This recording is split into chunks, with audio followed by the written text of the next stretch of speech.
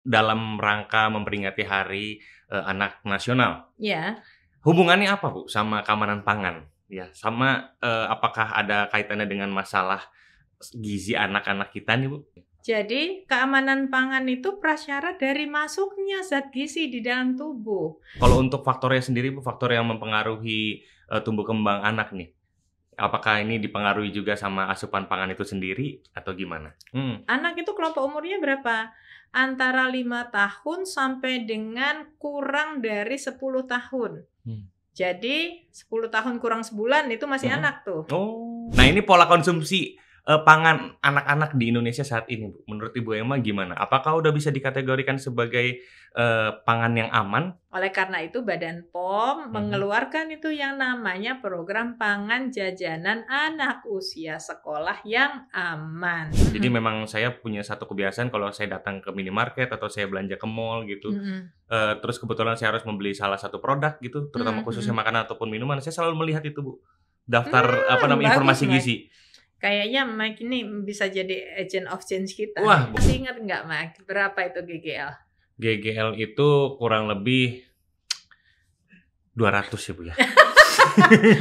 Mike baca lagi ya. Waduh, ampun ya. Jadi ini mengingatkan kembali GGL 415. 415 itu.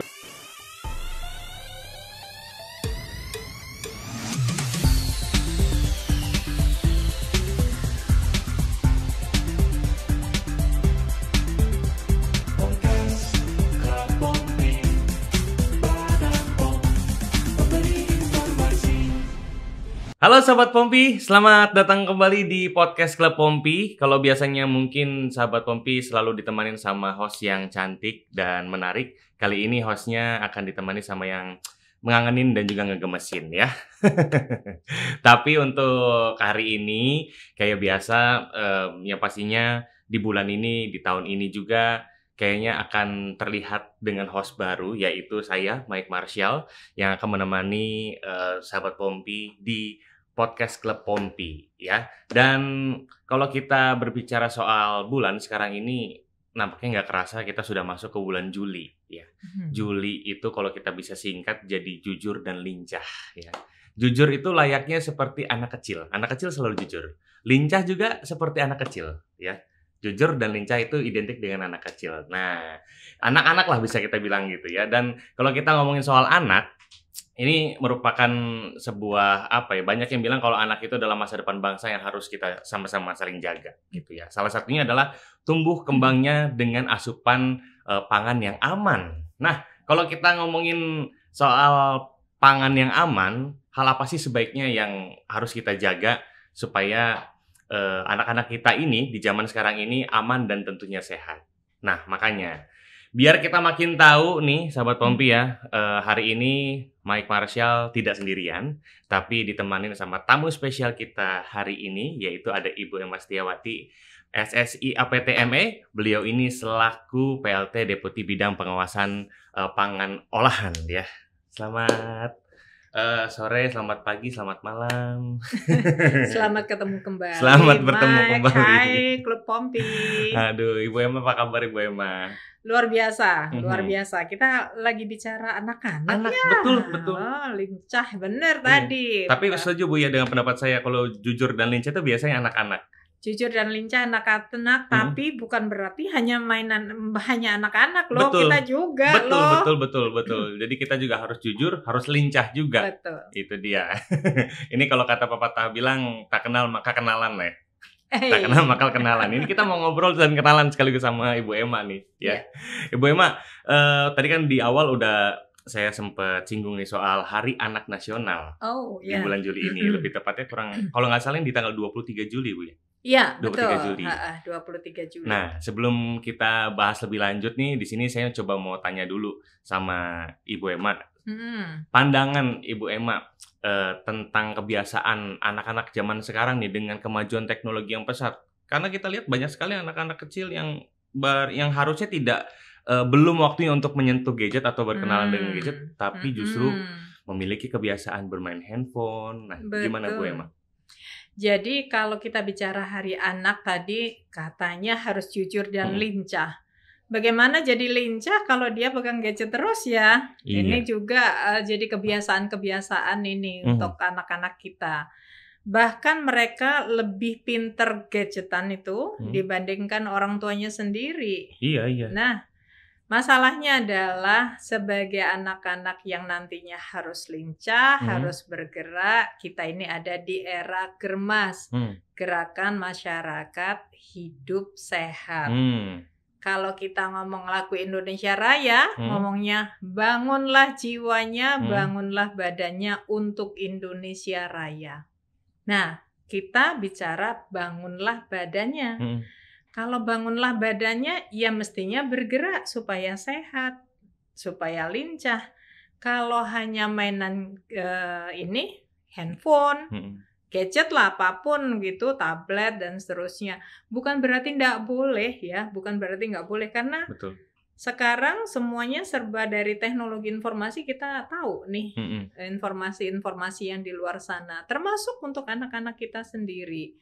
Tetapi harusnya hidup ini seimbang, bukan hanya main gadget loh, tapi juga bergerak. Bergeraklah anak-anakku sekalian. Nah, kemudian kalau kita bicara bangunlah jiwanya, bangunlah badannya, kita bicara juga asupannya seperti apa. Anak-anak kita sekarang seneng jajan ya, lebih seneng jajan di luar dibandingkan makanan ibunya sendiri di rumah, begitu. Alasannya makanan ibunya membosankan lah, di luar itu ada makanan yang sedang viral dan atau diviralkan begitu. Nah, bukan berarti juga nggak boleh makanan di luar sana, tetapi kembali lagi konsumsilah pangan yang seimbang. Nah, peran-peran orang tua juga ini bahwa kita membiasakan anak-anak sesuatu yang benar, baik dia bergeraknya atau asupan gizinya, keamanan pangannya juga. Nah, gitu. itu dia. Dan mungkin bisa dibilang sekarang mungkin semua masyarakat Indonesia setujulah kalau yang namanya anak itu adalah masa depan bangsa ya, Bu. Betul. Harus kita jaga supaya generasi penerus bangsa ini ke depannya memiliki generasi penerus bangsa yang berkualitas. Betul, ya, betul. Sehat juga pastinya. Nah, kira-kira dalam rangka memperingati Hari Anak Nasional, hubungannya apa, Bu, sama keamanan pangan? Ya, sama apakah ada kaitannya dengan masalah gizi anak-anak kita nih, Bu? Oh, pasti dong, pasti. Kalau kita bicara gizi-gizi itu bukan hanya berdiri sendiri. Gizi itu pembawanya adalah makanan itu kita sendiri ya. Dan di dalam gizi yang terkandung di dalam makanan ini, dia akan kita asup, kita konsumsi. Dia tidak akan bisa kita konsumsi dengan baik kalau pangan pembawanya nggak aman. Oh, iya. Jadi keamanan pangan itu prasyarat dari masuknya zat gizi di dalam tubuh. Bisa dibayangkan pangan ini nih proteinnya cukup, seratnya cukup, karbohidratnya cukup, kemudian vitamin mineralnya juga cukup, begitu. Tetapi ternyata di dalam seratnya ada tercemar keamanan pangannya, sehingga ketika masuk kita konsumsi, dia menyebabkan diare. Nggak jadi gizinya bisa kita serap, tetapi malah gizi yang sudah kita pupuk di badan malah ikut keluar. Jadi keamanan pangan penting ya. Nah, bagaimana caranya kalau kita bicara tentang gizi yang seimbang tadi yang saya sampaikan? Ada protein yang cukup, karbohidrat cukup, kemudian proteinnya cukup, vitamin dan mineralnya cukup. Tentu saja ada yang namanya angka kecukupan gizi. Angka kecukupan gizi itu ditetapkan oleh Menteri Kesehatan. Kemudian di sana itu ada kelompok-kelompok umur. Anak itu kelompok umurnya berapa? Antara 5 tahun sampai dengan kurang dari 10 tahun. Jadi 10 tahun kurang sebulan itu masih anak tuh. Jadi 60 bulan sampai dengan kurang dari 10 tahun itu anak. Nah, coba dari yang tadi rentang yang panjang tadi itu dibagi-bagi menjadi kelompok yang lebih kecil kelompok umurnya. Misalnya anak umur yang 10 sampai 12 tahun itu kecukupan kalorinya 1.900 kilokalori.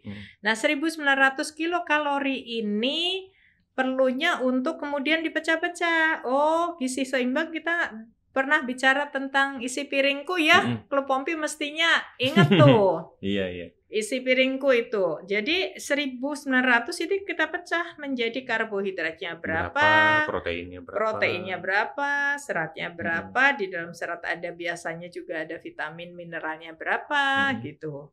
Jadi lemaknya juga berapa itu sudah ada di dalamnya. Nah, jadi memang ada kelompok-kelompok umur di mana gizi itu kecukupan gizi itu ada, tetapi kembali lagi ya, gizinya tidak dapat kita konsumsi dengan baik jika keamanan pangannya tidak kita jaga dengan baik. Itu dia. Begitu. Setuju sih Bu. Berarti kan yang tadinya mungkin di awalnya niatannya mau memperbaiki gizi, karena mungkin keamanan pangannya tidak terjaga, alhasil jadi malah badan nggak bisa menyerap gizi yang semestinya. Betul. Padahal secara fisik kita lihat ini kayaknya gizinya cukup deh gitu. Oh iya makanya ini kelihatannya bagus apa segala macam. Tapi bikin diare. Iya, itu makanya harus dihindari. Pentingnya keamanan pangan. Iya. Betul. Nah, kalau untuk faktornya sendiri, Bu, faktor yang mempengaruhi tumbuh kembang anak nih, apakah ini dipengaruhi juga sama asupan pangan itu sendiri atau gimana? Ada 2 faktor nih, Mike. Jadi yang satu itu faktor kita anggap aja faktor internalnya dan eksternalnya. Internalnya itu faktor-faktor genetik. Jadi kalau ngomong stunting itu membuat pendek, iya. Tapi yang pendek belum tentu stunting. Betul. Nah, kalau orang tua saya pendek, bapak ibu pendek, kemudian saya tinggi sendiri, kan jadi dipertanyakan dalam tanda petik. Jadi ada faktor-faktor genetik memang di dalamnya. Tetapi kembali lagi ada faktor-faktor eksternal nih, Mike. Faktor eksternal adalah kecukupan gizi kita sendiri. Faktor-faktor ini, misalnya tadi saya contohkan 1.900 kilokalori untuk usia 10 sampai 12 tahun ya. Meskipun anak sampai dengan 10 ya. Tapi saya contohkan ini 10 sampai 12 tahun 1.900 kilokalori. Ternyata saya hanya mengkonsumsi 1.500. Kemudian saya aktif bergerak. Bergerak itu termasuk berpikir loh. Berpikir juga butuh kalori loh. Berpikir itu butuh kalori. Nah, kemudian ternyata setelah dihitung saya membutuhkan 2.100 kilokalori dibandingkan yang 1.900 tadi. Kenapa? Karena lebih berpikir lebih banyak, lebih keras misalnya seperti itu. Maka tekor dong. Tadi 1.500, ini butuh saya 2.100. Atau butuh saya 1.900, ininya 1.500. Ada 400 kilokalori tekor. Nah, dengan demikian maka seharusnya dia berkembang, ini anak ini berkembang. Termasuk pikirannya juga, karena otak juga perlu untuk pembelahan sel, otak dan seterusnya. Begitu semua badan kita juga. Kalau kalorinya kurang, maka tentu saja berkembangnya nggak sempurna tuh. Itu gitu penjelasannya. Jadi oleh karena itu, kalau kita bicara anak-anak yang seperti ini nih, tekor tadi. Kalorinya tekor, itulah yang kita sebut sebagai kekurangan gizi. Itu kurang gizinya apa? Ya bisa kurang gizi kalau kita sekarang bicara kekurangan energi kronik, KEK. Nah, kemudian kekurangan energi kronik ini posisinya yang paling banyak di Indonesia, kekurangan energi protein. Proteinnya kurang. Karena energi kan bisa didapat dari protein, bisa karbohidrat, bisa lemak kan ya. Tapi masalahnya adalah yang paling banyak kita kekurangan energi protein. Gitu. Baik itu protein hewani ataupun nabati? Iya, betul. Protein hewani atau nabati. Yang paling bagus sih sebetulnya protein hewani ya. kita Indonesia ini kaya raya, Mike. Negara kepulauan nih, Bu. Benar, kaya raya banget. Bagaimana kita bikin cuman digali, bikin kolam, ada ikannya bisa gede sendiri, kita konsumsi bisa tuh. Betul. Itu atau apapun lah ya namanya. Kalau dulu saya kecil-kecil itu malah proteinnya ajaib-ajaib. Contohnya, Bu, contohnya itu apa ya namanya, kalau kita lebah, sarang lebah loh. Sarang lebah itu kan masih ada telur lebahnya, betul. Segala macam begitu. Itu juga sumber protein juga. Oh gitu. Bahkan sampai sarang lebah aja protein. Oh iya, betul. Bukan sarangnya, telurnya sebetulnya, tapi sarangnya kan ngikut gitu ya. Jadi artinya sumber protein kita itu banyak banget. Nggak ngomong daging deh, kalau kita susah untuk daging. Udah ada itu yang namanya telur, ada yang namanya ikan. Bahkan yang tadi nabati juga. Nah, ada kedelai. Kedelai kita buat tempe, tahu. Macam-macam makanan dari kedelai itu juga banyak. Itu dia.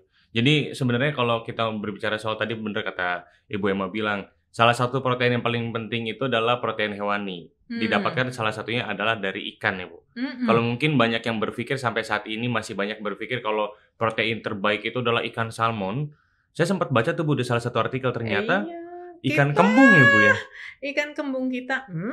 Itu proteinnya bisa katanya melebihi dari ikan salmon. Betul. Walaupun ya kita bisa kategorikan namanya ikan kembung ya. Bukan berarti kita makan terus jadi kembung kita ya, Bu. Nggak kayak gitu, tapi ternyata nilai gizinya justru lebih baik. Iya, gitu. Cuman ikan itu tetap harus yang segar ya, betul, Mike. Betul. Supaya nggak kena alergi kita. Nah, benar. Nah, ikan kembung itu termasuk skromboid soalnya. Skromboid itu ya ikan-ikan ini paling sering mencetuskan reaksi alergi. Oh gitu, jadi harus benar-benar fresh ya, Bu. Fresh. Itu dia. Nah ini kan berarti kita harus benar-benar concern banget sama yang namanya keamanan pangan itu sendiri, Bu. Betul. Nah kalau nggak fresh biasanya kadang-kadang dikasih formalin. Nah itu dia. Gawat. Nah ini ngomongin soal pertumbuhan perkembangan anak tadi. Ini perlu diingat sekali lagi. Tadi kata Ibu Emma bilang untuk anak-anak itu kategorinya itu umurnya sampai 10 tahun kurang 1 bulan pun itu masih anak-anak ya. Betul. Itu untuk manusia, kecuali kalau anak tangga ya, Bu. Kalau anak tangga nggak ada batasannya nih, ya. Kalau anak tangga kan nggak ada umurnya, Bu ya. Maksudnya beda, itu cuma sebutan aja gitu. Nah ini pola konsumsi pangan anak-anak di Indonesia saat ini, Bu. Menurut Ibu Emma gimana? Apakah udah bisa dikategorikan sebagai pangan yang aman? Anak-anak itu kan tadinya juga nggak bisa jajan ya, Mike ya. Karena kan tadi anak itu umurnya 5 tahun sampai dengan kurang dari 10 tahun. Nah tentu saja tadinya nggak bisa jajan. Siapa yang jajanin? Yang membiasakan jajan siapa kalau bukan orang tuanya ya. Betul. Jadi ada kebiasaan-kebiasaan dari keluarga yang memang ditularkan, dibiasakan sehingga menjadi habituasi bagi anak-anak.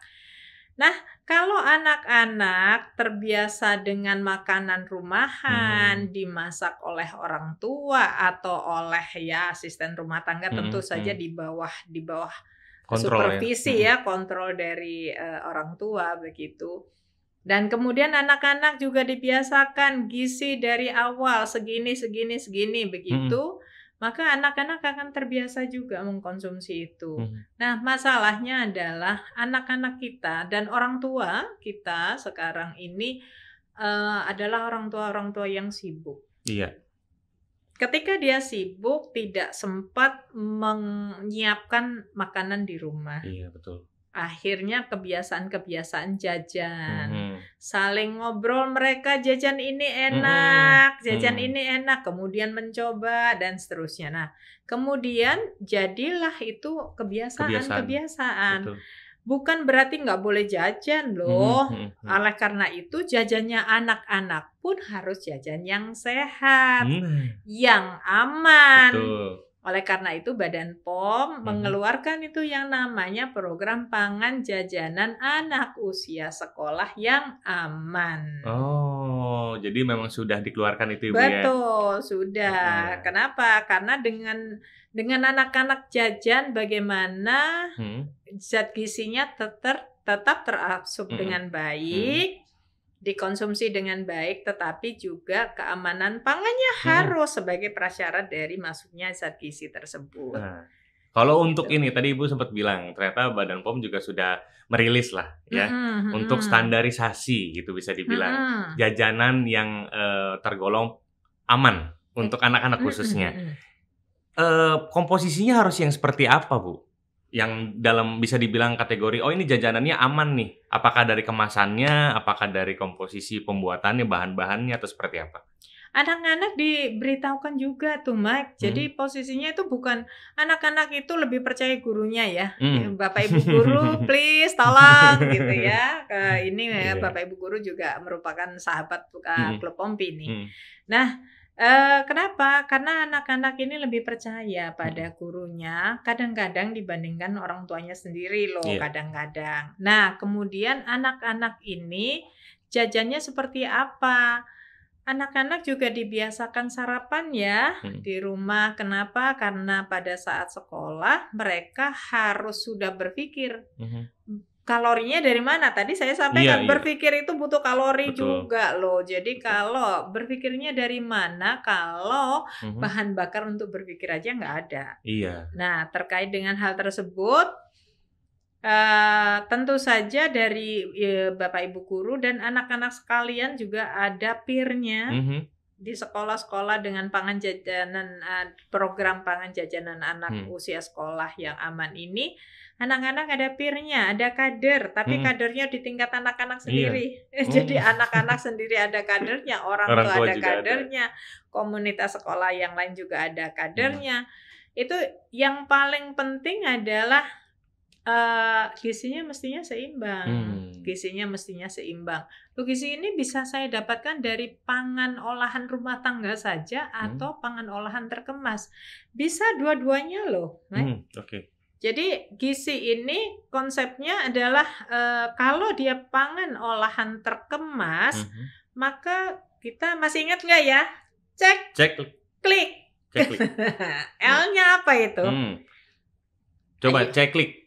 Nah, ini pasti sahabat Pompi pasti sudah paham nih. Paham dong harusnya. L-nya bukan lama-lama jadi bosan, bukan ya?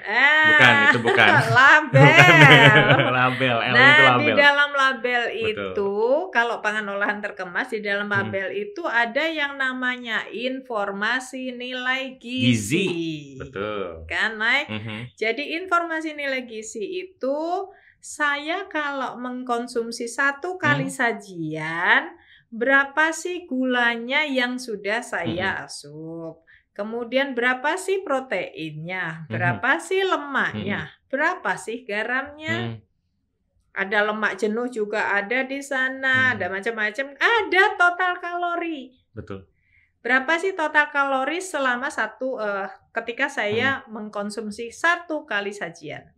Nah, dalam 1 bungkus kemasan itu, Mike, belum tentu itu dimakan 1 kali loh. Oh, gitu. Ya, karena kan di sana ada 1 bungkus, 1 kemasan ini sama dengan berapa kali sajian. Ada yang 3 kali sajian. Nah, kalau saya makan semua berarti saya sudah makan 3 kali lipatnya. Betul.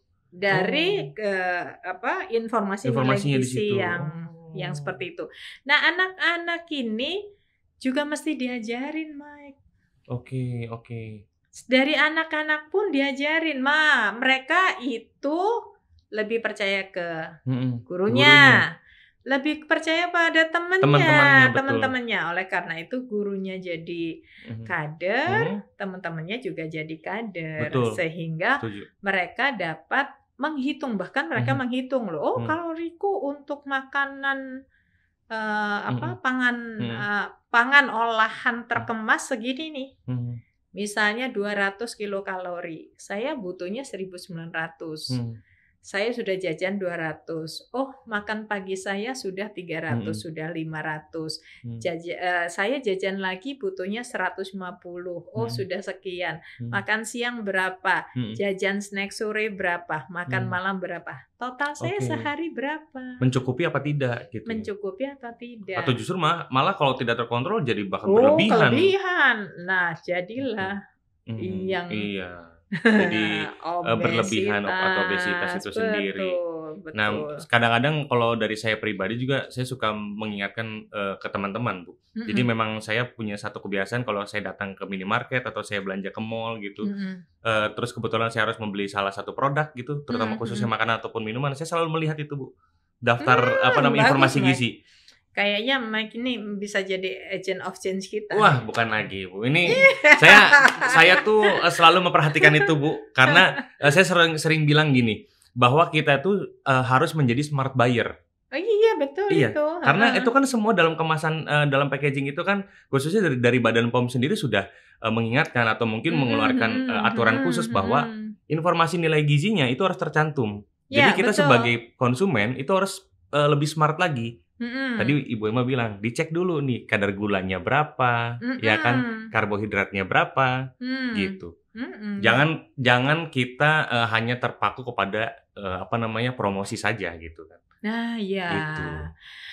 Jadi karena ini Hari Anak Nasional, saya sih berharap teman-teman pelaku usaha juga membiasakan yang baik untuk anak-anak ya. Iya.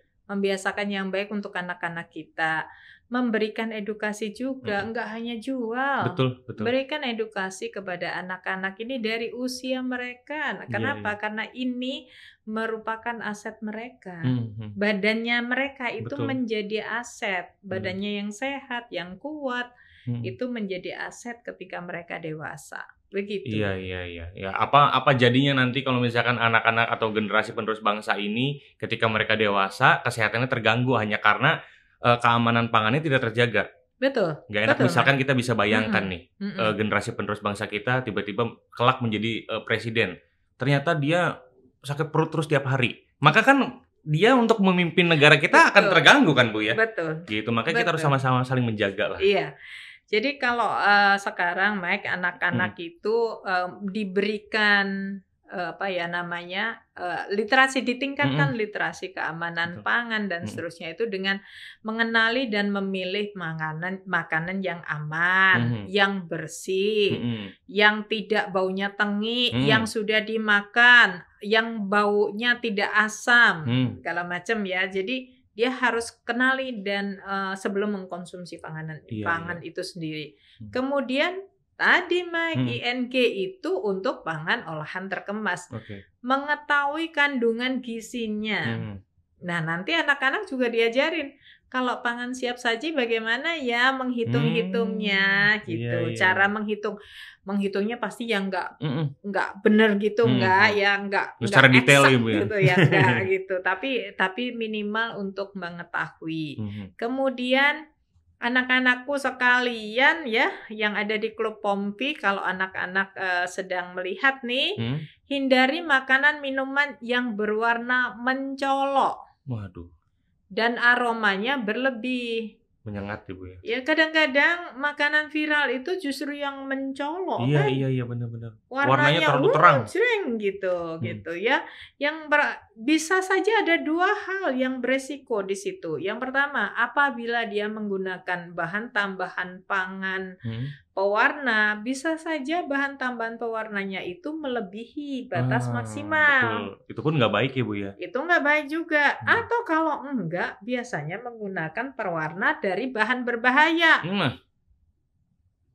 Rodamin B misalnya, metanil yellow misalnya. Jadi karena itu jangan yang cari yang mencolok, yang aromanya berlebih. Kemudian, anak-anakku suka jajan nih. Tadi saya contohkan kalau jajan satu kali saji misalnya 200 kilokalori. Masalahnya adalah makanan ringan kita kadang-kadang tidak mengenyangkan. Mengenyangkan bukan berarti nggak berkalori loh, Mike. Betul. Jadi batasi makanan ringan, karena makanan ringan ini biasanya pertama rendah serat, garamnya tinggi, gulanya tinggi. Nah, tadi saya sampaikan judulnya makanan ringan tapi kalorinya bisa saja super tinggi loh. Betul. Atau garamnya super tinggi. Tapi nilai gizi yang lain misalnya protein dan seterusnya bisa saja jadi rendah. Karena itu lebih baik makan makanan rumahan. Kemudian batasi konsumsi pangan yang mengandung GGL yang lebih. Masih ingat nggak, Mak? Berapa itu GGL? GGL itu kurang lebih 200 ya Bu ya. Mak, baca lagi ya. Waduh, ampun ya. Jadi ini mengingatkan kembali GGL 415. 415 itu. Gulanya 4 sendok makan atau 50 gram per orang per hari, Mike. Itu termasuk segala makanan kita loh, termasuk makanan yang tadi kemasan tadi. Kemudian garamnya maksimal berapa? Saya ingatkan ya, garam atau natrium itu garam itu natrium klorida. Jadi kalau saya ngomong natrium itu 2000 mg, kalau saya ngomong garam itu berarti natrium klorida itu 5 gram. 5 gram. Benar ya? Benar. 5 gram. 1 sendok teh per orang per hari. Jadi jangan keliru nih. Nanti ngomong, katanya 2000, katanya 5000. Tergantung ngitungnya sebagai natrium atau ngitungnya sebagai garam. Nah, kemudian satu lagi lemak. Okay. Kalau lemak kan 5 tadi. 5 sendok makan atau sekitar 67 gram per orang per hari. Maksimal. Oh, itu maksimal, Bu? Maksimal. Nggak gurih dong, Bu. Lah, itu dia tadi. Kebiasaan. Karena itu pembiasaan dari masa anak-anak penting. Berarti ini menjadi salah satu tugas atau tanggung jawab sebagai orang tua ya, Bu ya? Dan kalau boleh saya cerita sedikit, mungkin pengalaman saya punya teman, Bu. Jadi memang dia terbiasa sama orang tuanya itu makan makanan rumahan terus. Selalu dimasakin, selalu orang tuanya improvisasi lah dalam hal menyediakan masakan yang berimbas kepada teman saya. Akhirnya dia kalau jajan di luar aneh. Dia merasa kayak nggak aman. Wah, itu bagus itu. Gitu. Coba kita contoh temennya. Baik dia. Nah, tapi gini ya, ada satu lagi nih yang belum nih. Bener ini masakan rumahan, bener ini. Tetapi kalau nyimpennya nggak bener, kelalatan gitu. Oh iya, betul. Terkena kontaminasi, kontaminasinya macam-macam, bisa dibayangkan itu, Kak. Jadi pasti yang seperti itu jadi tidak layak konsumsi lagi.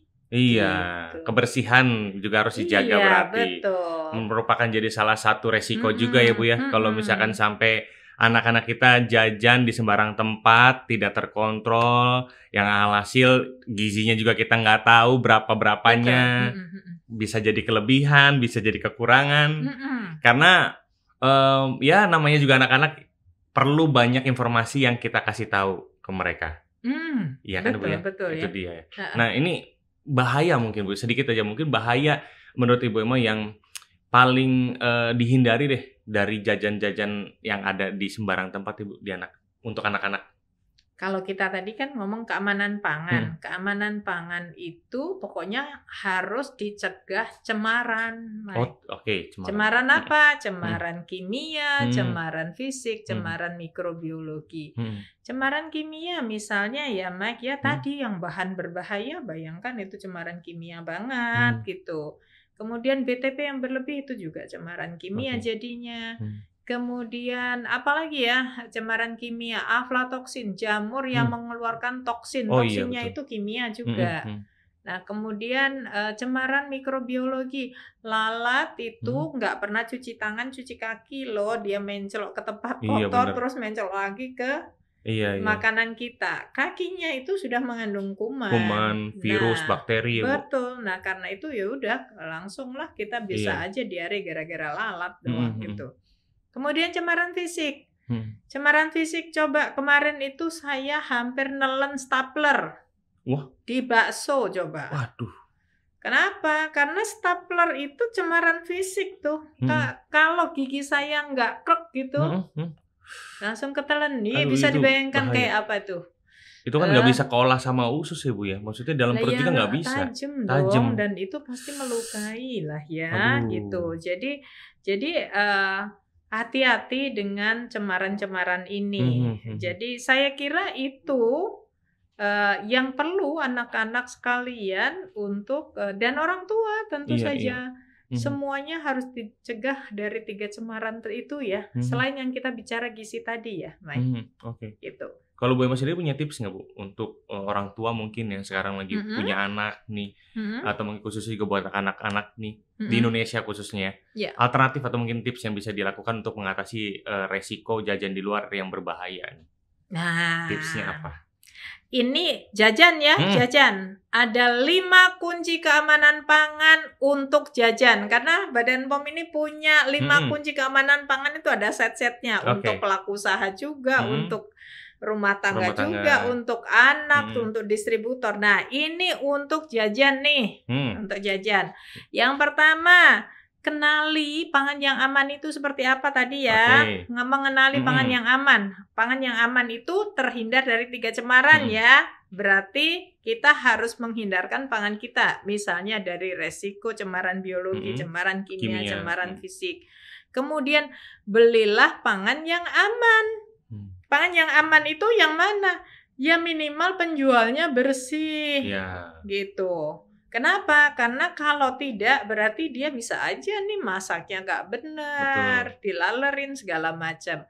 Kemudian kalau kemasan pangan dalam kemasan maksudnya, baca label dengan seksama. Itu detail ya Bu ya. Cek klik tadi L-nya adalah label, termasuk di dalamnya ada nilai gizinya, informasi nilai gizinya, komposisinya. Jangan-jangan ada komposisi yang ditebelin di mana itu adalah potensi alergi.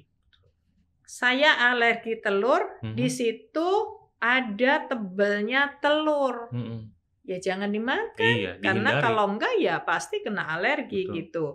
Nah kemudian jagalah kebersihan. Ninggal makanan saya masih setengah, saya tinggal nih ke toilet karena kebelet pipis. Tangannya nggak dicuci dengan bersih, dengan sabun, balik lagi, makan lagi.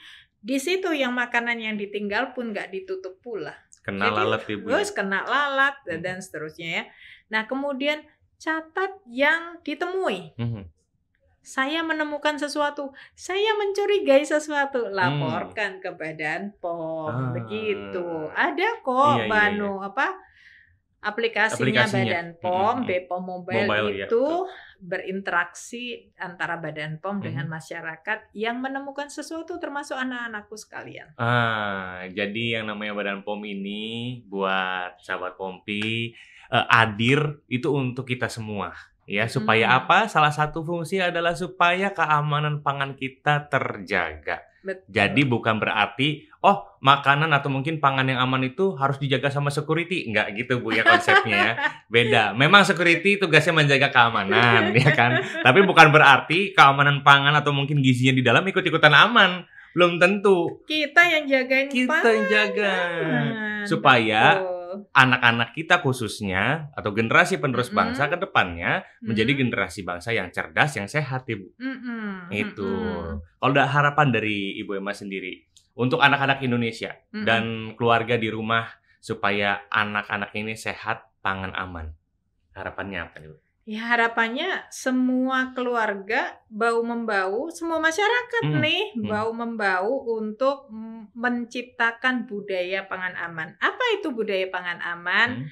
Ayo kita mulai saling sapa yuk. Sapa itu apa? Sadar pangan aman. Jadi saling sapa, saling mengingatkan terhadap pangan yang aman seperti apa. Salah satunya melalui cek klik. Yang salah cek satunya kemasan, cek label, cek izin edarnya, dan cek kadaluarsanya tentu saja. Jadi salah yang lain banyak loh. Tadi kebersihan. Kenapa? Karena cek klik kita bicara tentang pangan olahan yang terkemas, yang siap saji tadi, yang harus bersih, harus mengenali pangannya itu seperti apa dan seterusnya. Saya kira itu, Mike. Jadi ayo yuk bahu-membau, saling sapa, saling sadar, saling memberikan informasi untuk keamanan pangan. Sadar pangan aman. Sadar pangan aman. Dan satu lagi, harus kita juga kompak yang namanya ceklik ya Bu ya. Ceklik. Itu dia. Supaya apa ya? Supaya kita sehat sih sebenarnya. Ya kan saya yakin di sini nggak ada satu orang pun yang mau sakit. Betul. Nggak ada betul, satu Mike. orang pun yang mau anak-anaknya ke depannya jadi nggak baik. Ya kan? Nah, tadi salah satu yang disampaikan sama Ibu Emma adalah untuk membuat anak-anak berpikirnya menjadi lebih berkembang lagi, lebih baik lagi, salah satunya adalah kebutuhan kalorinya harus pas.